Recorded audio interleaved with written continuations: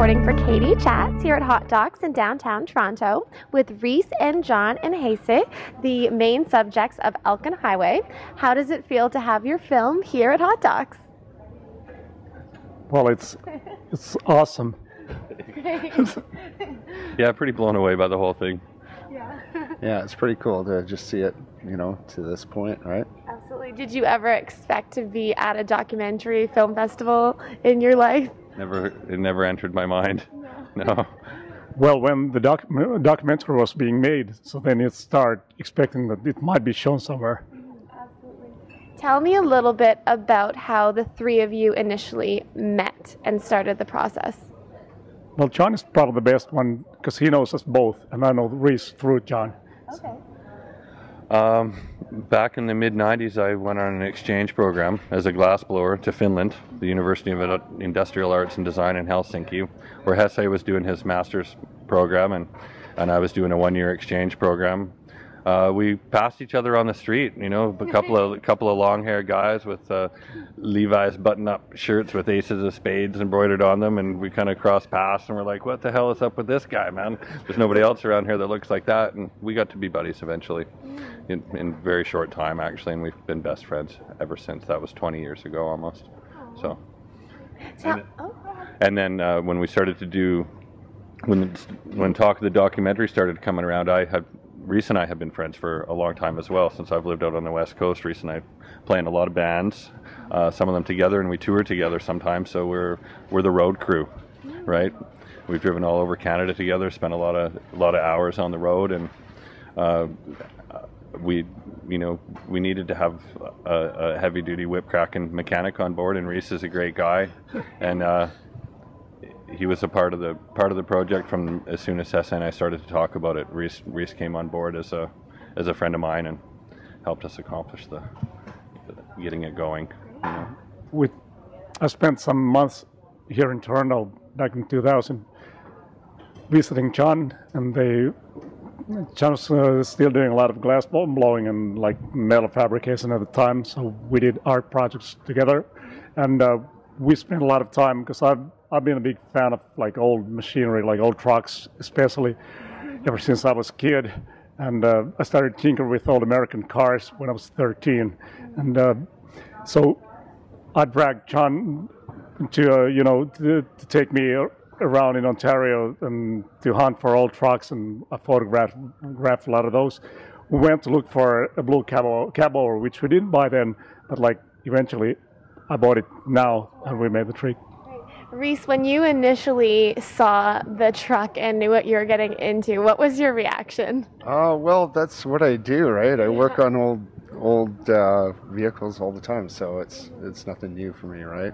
Was this one like particularly a challenge, or was it just run of the mill for you? I don't know. We had a bunch of challenges, right? It hadn't been started since what, 1972 or something like that. It was 40 years. Yeah, it sat for a long time, so you know we knew there was going to be a bunch of work to it, but you know it's just all mechanical. You can rebuild it and fix it, and that's basically what we did. Take it completely apart and put it back together, see what's there, and change the faulty parts and like leave the good ones.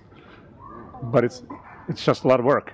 Yeah, like what was the big challenge for us? Maybe just that it was so far away from home, and it was such a long journey to get there to even start doing it. Maybe that was somewhat of a challenge, just because but you've done that before too. You know, you'll go hop in your truck in the middle of the night and drive out to Calgary to help Willie out with his van on the side of the road, right? So, I think just the fact that it was a really cool old truck and that we're all really good friends, and it was an opportunity for an awesome road trip, and to go and drive on that highway that I don't think any of us had ever been on before. We just had heard about it, how nice that, you know, Stuart Cassiar Highway is, and then the Alaskan Highway, and being able to go somewhere that far away and work on a project, right? Like, because that's what we all do. We just fix things that don't work of one way or another, right? How do you expect, or how do you want audiences to respond to the film? We want them to love it. Well, he just said it. Yeah. I mean, like, it's good if somebody gets inspiration from a film and does something. It doesn't have to be in such scale, but I mean, like, fix your own lawnmower. Yeah, exactly. Yeah. you know, maybe it'll, you know, there's a lot of people out there that have probably never changed a spare tire before. Maybe they'll see, you know, it's not such a complicated task and just dive in. Because we could do it, so they can do it. Would you guys do it again? Oh yeah, for sure. Yeah, without a question. Yeah. Absolutely. And where is the best place to find out more information on the three of you and on the film online? Ooh, I don't know. YouTube. We don't know if we want to. You might not want to. Yeah. Well, ALCAN Highway is on the Hotdocs website anyway, right? And it's been viewed in Finland in theaters like for 2 weeks now. It's got very good response there. People like, it's like, I've known ever since there was like any discussion about making that Alexi would shoot a documentary of what we planned. Like, we just planned, the trip was not planned for the documentary. We had everything set up and planned before. And Alexi offered or asked, like, if it's okay if a camera follows, and that's like, well, sounds good. So that's how we ended up, or the documentary was being made. But I mean, like, I knew that the gearheads would like it and watch it in any case, but regular people who aren't even interested in like mechanics or old trucks or any nuts and bolts at all have liked the movie, and that's what I've really liked myself. Camaraderie and all, you know. And my 77-year-old mom loved the movie. It's like she was pretty scared. She said, like, I have to go and see because it's my son there, but like I know it's a lot of swearing and it's like male stuff.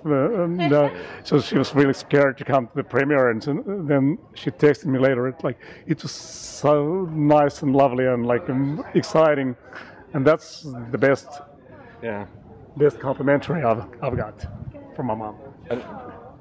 Maybe some background information on us. You could find like the film company that put this together is called Made.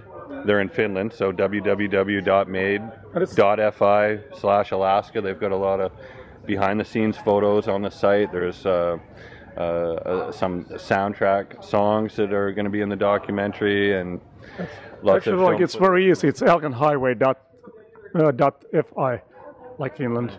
That's our, Great. Well, thank you so much. Congratulations to all three of you, and have a wonderful festival. Thank you. Thank you very much. I'm Katie Uhlmann reporting for Katie Chats here at Hotdocs in downtown Toronto.